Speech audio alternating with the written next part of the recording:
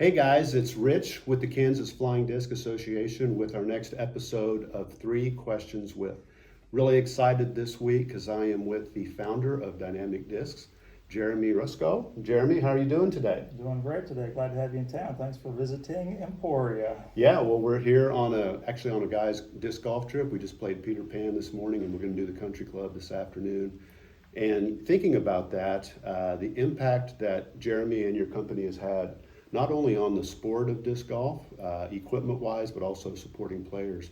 But you think about the impact you've had on the state. You've put Kansas on the map, and in particular Emporia. It is now the world or United States capital for disc golf. A lot of people say disc golf capital of the world, up for your own interpretation, Yeah. but we certainly have more disc golf courses per capita than anywhere else according to UDisc. That is awesome. So let's start out with just a little bit of background. Tell us about yourself, where you grew up, where you went to school, your PDGA number, and your family. Grew up in Great Bend, Kansas, dead center of Kansas. Went to Fort Hays State University out of high school, and actually that's where I was introduced to disc golf at Frontier Park, which was something that we did in between football practice and in between track practice. Today I have a 2-year-old, a wife, a 2-year-old, so I'm figuring out the fatherhood thing and the work-life balance. My parents are about 3 disc throws down the street from me, which is really cool to have them here in Emporia, as well as my brother, who serves as our director of sales here at Dynamic Discs. So got the whole family in Emporia, my side of the family anyway. And my PDJ number, 29631. I was introduced to disc golf in 2002 and played my first disc golf tournament, the Glass Blown Open, in 2005. It was, so 5-digit PDJ number, which seems like that's a low number at this point. It's a funny story. So we're in the car driving down here, and the fourth in our group signed up and got his PDGA number in the car on the way down here. That's awesome. And I think it was 236,000, so it's really blown up. Okay, so 3 questions. The first, and I know people are dying to hear this story, did it all really start in a dorm room at Emporia State University? True and false. Okay, set it straight. So, Dynamic Disc did start while I was a student at Emporia State University in the business school here. I was not in the dorms. It did start in my college house in the attic. Rent was, I believe, $162.50, my share of the rent. So the overhead for Dynamic Discs was pretty inexpensive to get going. Just started as an eBay-based college hobby. I bought 100 discs from Discraft, put them up on eBay, sold a disc the first week, sold a disc the second week, and it started turning into 2 discs a week, and then 10 discs a week, and here we are today. We sell a lot more than 10 discs a week. Yes. Well, and this is going to be hard for me to keep this to 3 questions, but if you look back over the history of Dynamic Disc, was there a point that really changed the inflection of the growth? Was there something that happened that really had a big impact on that? Yeah, absolutely. I mean, one of the big things I feel like was that when Eric McKay won his 2010 World Championship as Dynamic Disc to just get more solidified in the disc golf world. But the biggest thing for us beyond start sponsoring some of those big players was when we established our manufacturing partnership with Latitude 64 to actually produce our Dynamic Discs line of discs. We started out with 4 discs.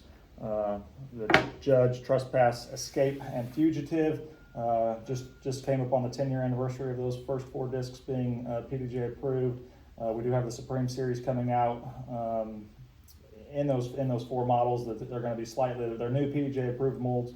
We're really excited about that, and the Supreme Series plastics. Yes, the look and feel of this is fantastic, so I can't wait to get out on the course with it. Okay, so question number 2. I think when people think of you, they think about the entrepreneur and the business person, but you are also quite an accomplished player. Tell us about that, and what's a highlight from your playing career? So I think the height of I'm passionate disc golfer. That's why I got Dynamic Disc started. I love playing disc golf. I love the competitive drive that you get from disc golf, whether that's just going out and playing with your friend, whether that's going out there playing yourself, trying to beat the last best score you had on the course, or playing at the competitive tournament level. And I believe I got up to be like a 984 rated player. I started dabbling in playing the professional division a little bit. I was playing a lot of tournaments, but dynamic discs started to get busier and busier, and I had to make it. I didn't have to make a decision, but I knew I was going to be good or better at one as opposed to two things, and so I chose to focus on the business, and I left the disc golf play for the people that wanted to be disc golf professionals, and I guess I'm happy where I am today, but I also respect that there's a lot of players out there, including Ricky Wysocki, who makes a pretty substantial paycheck from us. Yep, absolutely. And I think you made the right decision. It's turned out well for you, and you may have a time in the future to start playing more, depending on how things work out. So I can play in the Masters division. There you go. In a couple months. There you go. Count it down. Question number 3. You have a unique perspective on the sport because you have access to data and information. What do you see the future of the sport over the course of the next 2 to 5 years? Well, it seems pretty clear to me that the sport is only going to continue to grow, and it's an exciting time for disc golf. The pandemic brought a lot of positive light to disc golf. It certainly seems like there's a lot more media attention, a lot more coverage of the sport, more people getting involved with disc golf. And I think there's going to be much larger corporate sponsors that come into disc golf, which brings more attention to disc golf and brings more money to disc golf, which is an exciting thing. I think there's going to be outside venture capitalists that show an interest in disc golf and want to find ways to make sure that they're able to be involved in the sport. And I'm hopeful that there becomes sports gambling on disc golf for disc golf at the tournaments, because I do believe that people are willing to bet money on anything sports related, and they're going to learn about disc golf and become genuinely interested in disc golf and the disc golf tournaments, which is going to in turn just continue to grow the sport that much more. My money's on Ricky Wysocki, by the way. But when you say outside corporate money, you're talking people outside of disc golf, so Coleman or Yeti or something like that? Exactly. Okay. And I think a prime example of that was Barbasol getting involved with the Disc Golf Pro Tour Championship at the end of the year. More and more companies are going to start realizing that disc golfers support the sponsors that are willing to take a gamble on being involved or being visible in disc golf. And I believe there's going to be a lot more that come on board. Okay. And I like the idea of Coleman and Yeti being some of the next ones. There's outdoor element and hiking and camping that kind of jives with disc golf. This is really hard, but I'm going to ask you a fourth. So this is uncharted territory here with this series. If you take out, your family and your wife, and I know those are really big accomplishments, what are you most proud of that you've accomplished? Oh gosh, put me on the spot.